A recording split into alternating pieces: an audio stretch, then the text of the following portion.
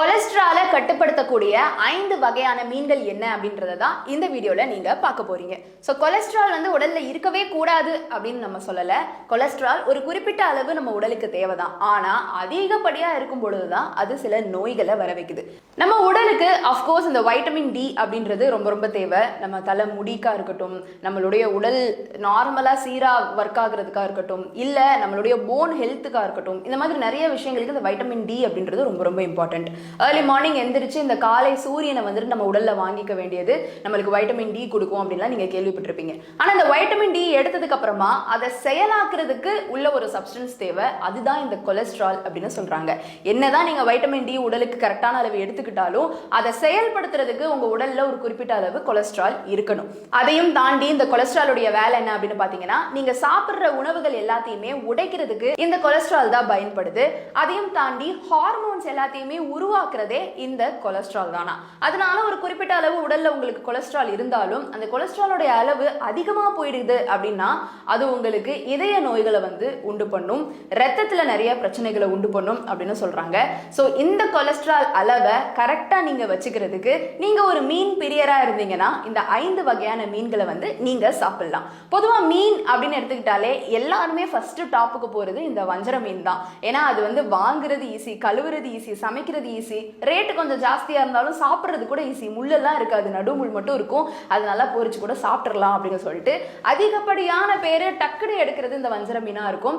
அதையும் தாண்டி சில சின்ன சின்ன மீன்கள் எல்லாமே வீடுகளில் சமைக்கும் பொழுது பார்த்து அழகா அதை கிளீன் பண்ணி அதை அழகா ஒரு குழம்போ இல்லை ஃப்ரையோ பண்ணி அம்மாக்கள் வந்து நம்மளுக்கு தருவாங்க. வீடுகளில் நம்மளால சமைக்க முடியும்.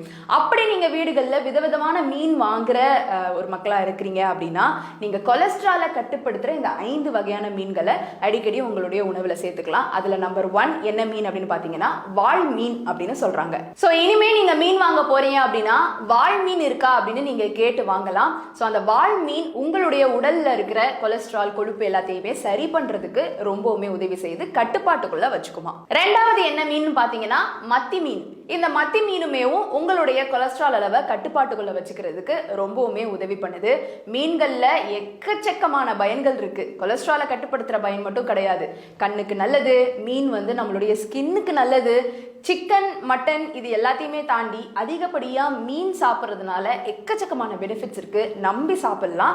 அதுல இந்த மாதிரியான மீன்கள் நீங்க தேர்ந்தெடுத்து சாப்பிடும் பொழுது கொலஸ்ட்ராலை கட்டுப்படுத்துறதுக்குமே உதவி பண்ணுது. மூன்றாவது என்ன மீன் அப்படின்னு பாத்தீங்கன்னா காணங்கெழுத்தி மீன். இந்த காணங்கெழுத்தி மீன்ல அவ்வளோ நன்மைகள் இருக்கு. கொலஸ்ட்ராலை கட்டுப்படுத்துறது மட்டும் இல்லாம இது உங்களுடைய எலும்புகளுக்கு ரொம்ப நல்லது, ஹேருக்கு ரொம்ப நல்லது, ஸ்கின்னுக்கு ரொம்ப நல்லது. ஒமேகா 3 ஃபேட்டி ஆசிட்ஸ் இந்த மீன்ல நிறைய இருக்கு. அதனால ஆல் இன் ஆல் அழகுராஜா இந்த காணங்கெழுத்தி மீன் டேஸ்டும் சும்மா வேற லெவல்ல இருக்கும். இதையுமேவும் உங்க ஃபுட்ல சேர்த்துக்கலாம். நான்காவது என்ன மீன் பாத்தீங்கன்னா கெண்ட மீன் அப்படின்னு சொல்றாங்க. சோ இந்த கெண்ட மீனும் நீங்க மீன் பர்ச்சேஸ் பண்ண போகும்போது கேட்டு வாங்கி சாப்பிட்டீங்கன்னா உங்க உடல்ல இருக்கிற கொழுப்பு அளவை கட்டுப்படுத்துறதுக்கு இது ரொம்பவுமே உதவியா இருக்கும். ஐந்தாவது என்ன மீன் பாத்தீங்கன்னா சூர மீன். இந்த சூர மீனுமேவும் உங்களுடைய கொழுப்பு அளவை கட்டுப்படுத்துறதுக்கு ரொம்பவுமே ஹெல்ப் பண்ணுது. ஸோ பொதுவாக நான்வெஜ் அப்படின்னு போயிட்டாலே அதுல கொழுப்பு ஜாஸ்தி அப்படின்னு தான் நீங்க கேள்விப்பட்டிருப்பீங்க. ஆனா இந்த 5 வகையான மீன்களை வந்து நீங்க உடல்ல சேர்த்துக்கும் பொழுது இது உங்க உடலுக்கு ரொம்ப ரொம்ப நல்லது. தேவையில்லாத கொழுப்பே போடாது. நல்ல கொழுப்பு உங்களுக்கு கண்டிப்பா கிடைக்கும். இந்த வீடியோ பத்தின உங்களுடைய கருத்து இருந்தா கீழே வந்து கமெண்ட் பாக்ஸ்ல ரியா என் கூட ஷேர் பண்ணலாம்.